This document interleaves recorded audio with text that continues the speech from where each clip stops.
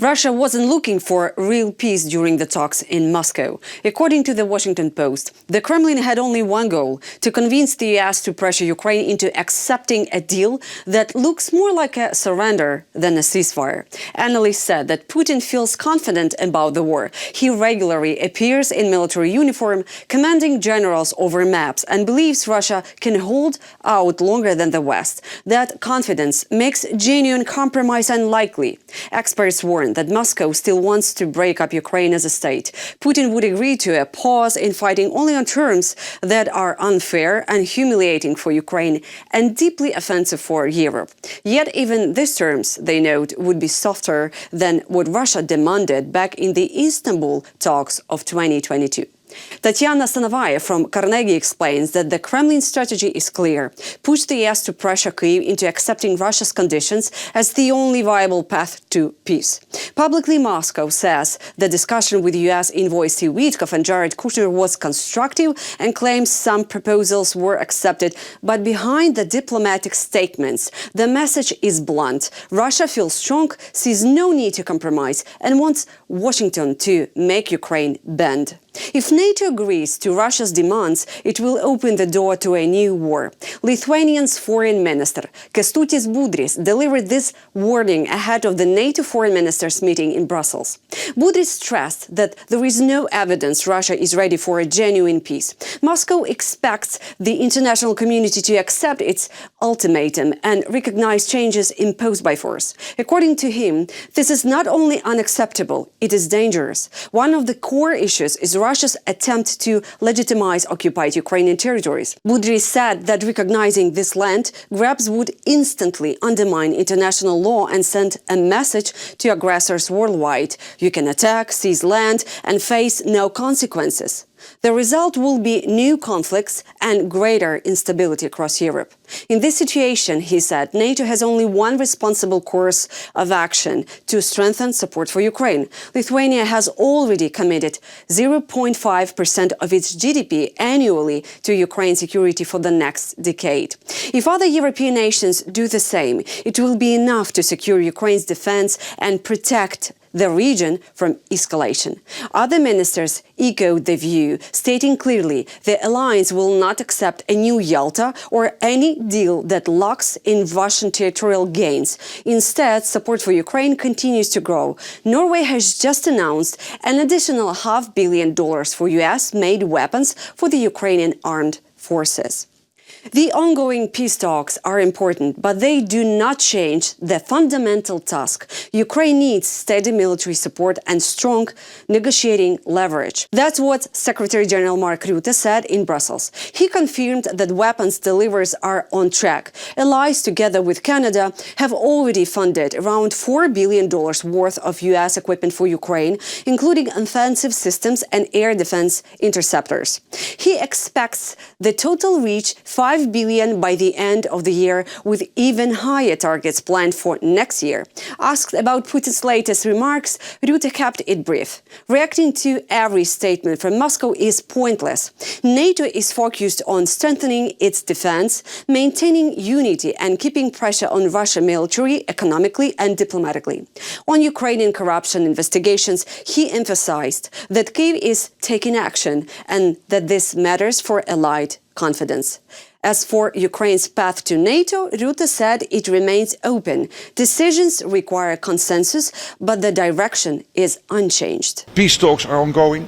That's good, but at the same time we have to make sure that whilst they take place, and we are not sure when they will end, that Ukraine is in the strongest possible position to keep the fight going, to fight back against the Russians, but also in the strongest possible position when peace talks really get to a point where they sit at the table. A border fence with Russia. Latvia says it will finish the remaining section of its border barrier this year, and the final work is happening right now. Only about 6 kilometers are left to build, mostly in wetlands and hard-to-reach areas. The terrain is difficult, but construction continues daily. The Latvia-Russia border is almost 248 kilometers long and around 250 kilometers of the fence have already been completed. Crews are now laying pontoon roads so machinery can access the final sections. The full project will complete it by the end of this year, but the most sensitive, unfinished areas are being secured already. The fence is more than infrastructure, it's a line of security. In 2025, the Baltic region has become noticeably more tense.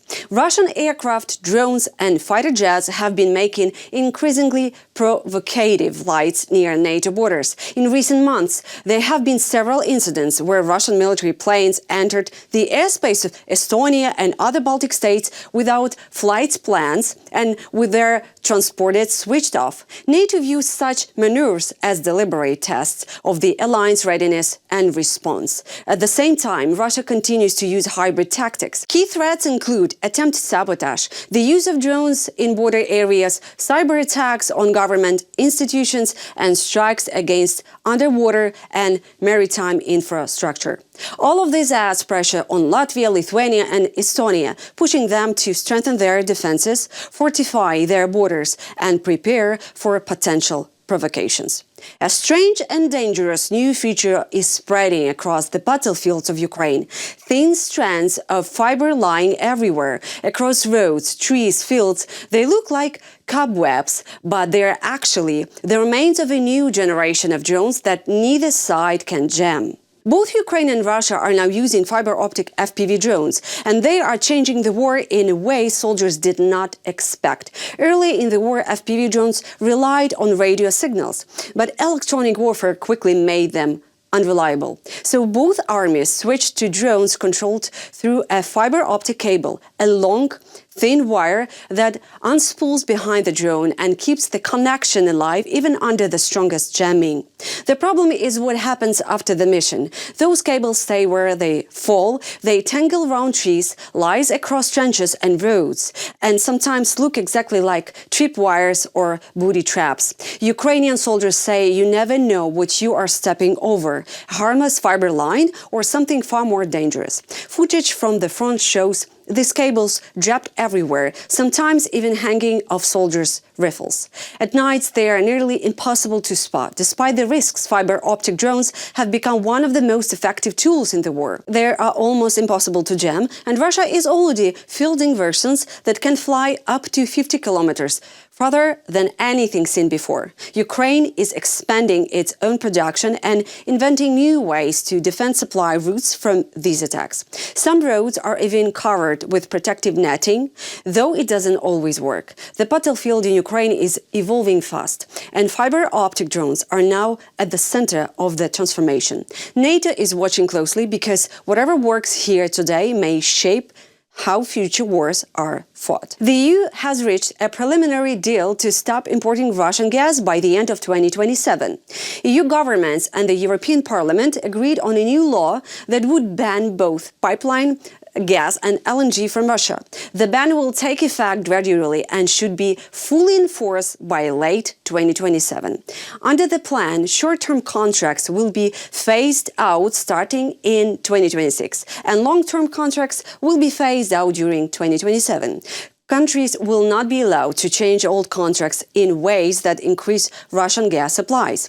All remaining imports during the transition will require EU pre-approval, and member states must submit national plans on how they will diversify away from Russian energy. The law also includes an emergency clause allowing the EU to temporarily pause the ban if a sudden crisis threatens energy security. This is still a political agreement. It must be formally approved by the EU Council and Parliament. Hungary's leader, Viktor Orban, has already signaled he plans to challenge the decision. That's all for now. For more content, please subscribe.